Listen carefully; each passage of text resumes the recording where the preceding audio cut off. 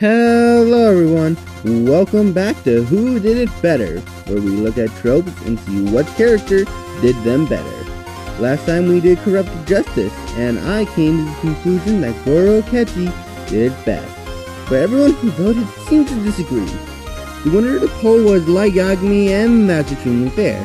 As I said, one of the main appeals of Corrupted Justice characters is how far they tend to go in order to achieve their goals. And Light does go pretty far. Now, today's episode is focused on villains, specifically the ones able to redeem themselves. Redeemed villains is one of the most popular tropes used in storytelling, and it's not hard to see why.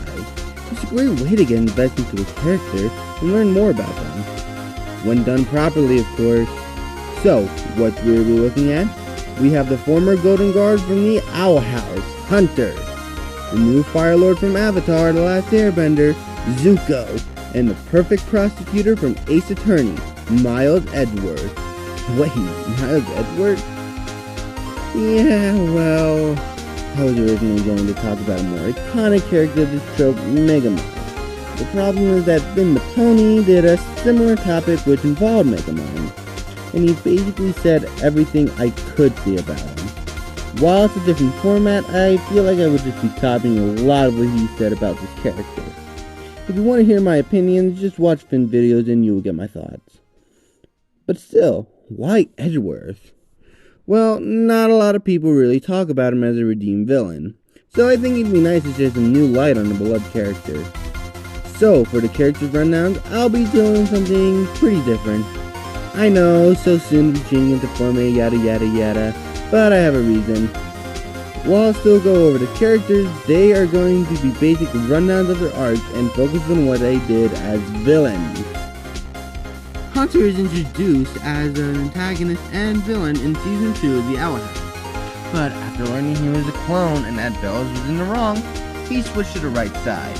His acts include attempting to steal a ship of Talisman for Bellows, tricking Willow and her friend group to being forced into the Emperor's Coven, trying to get Titan's blood for Bellows, attempted to kill the Selkidamos, how do I pronounce it? This guy.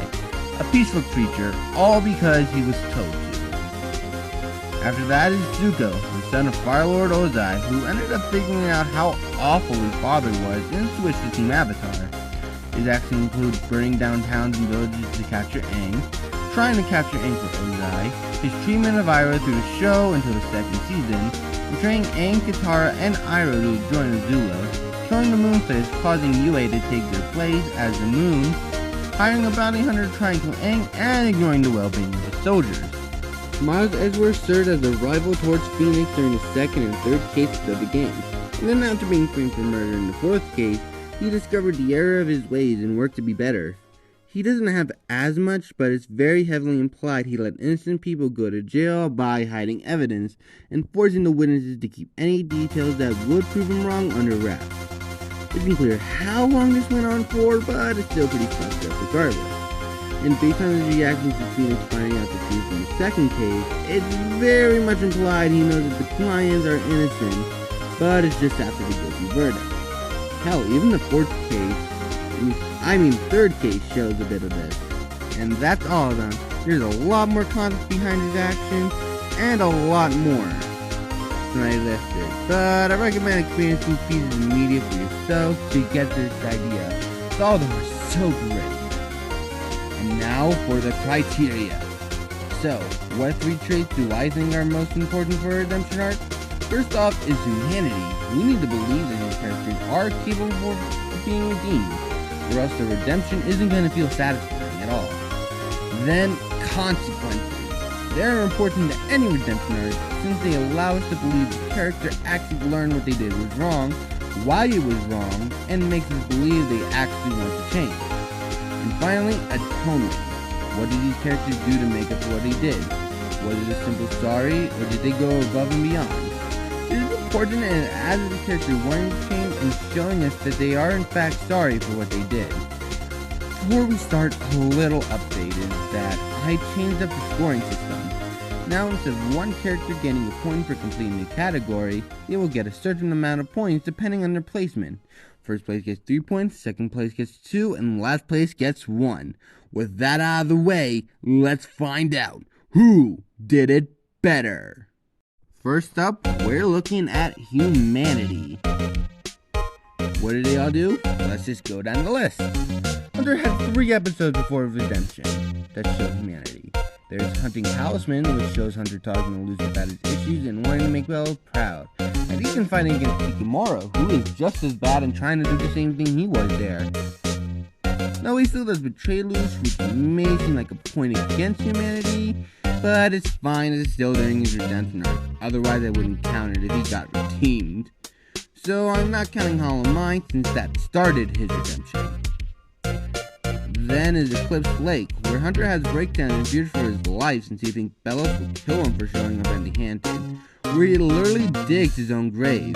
This at first may not seem like it shows much humanity, but it shows that Hunter recognizes how cruel Belos can be, which shows he has a sense of right and wrong and can even recognize what is right and wrong. And then Any Sport in a Storm shows Darius trying to take Hunter to make friends and learn how to think for himself. It has Hunter helping Willow and her friend train for Fly Rider again.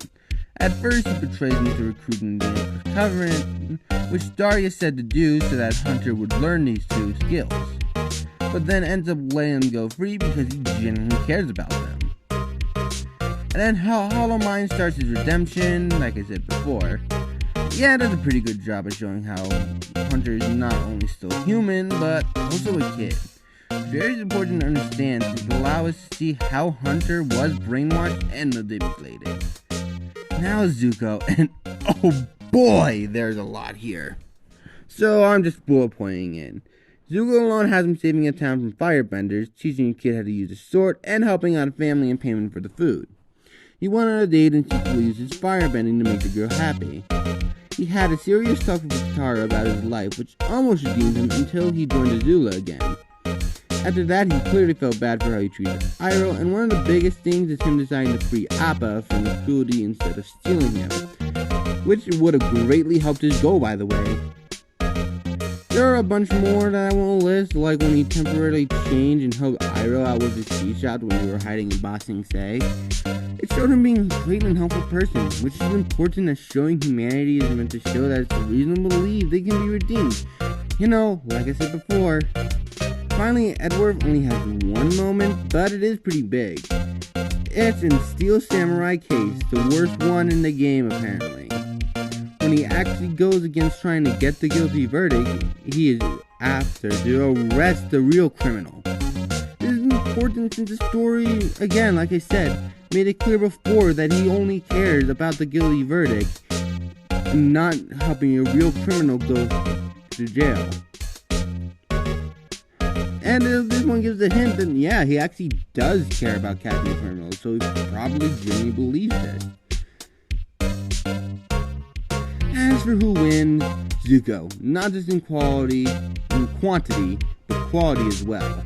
Even just one of these moments could be shown, and the build-up for Zuko's redemption would still be great. As for who's last, I have to give it to Endrith, who only has 1 moment, as big as it may be.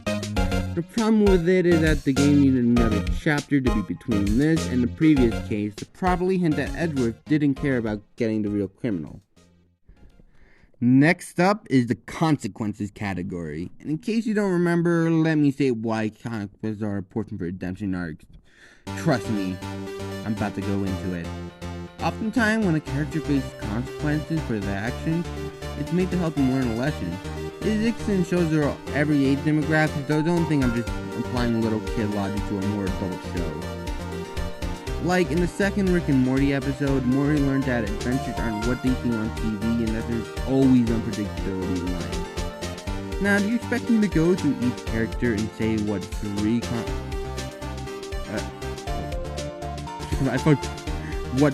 what the consequences were, and decide who got them the same one? But nope, this time I'm saying who was left right away, then saying who was first. Last place is Hunter, who legit got no consequences for hurting innocent people or anything he did. Anything that could be like consequence are either betrayed or something he didn't deserve, themselves, getting angry at him for failing as an example. Too harsh for what he did, losing Flapjack who helped him and getting possessed by Bellows. Or is something else that he shouldn't get punished for, like being in hiding after leaving Bellows' side. Now, I want to make it clear, the lack of a punishment for Hunter is understandable considering the context. Disney cut the Yellow House short, so they had to cut some parts to make a well-paced story, and even then they struggled.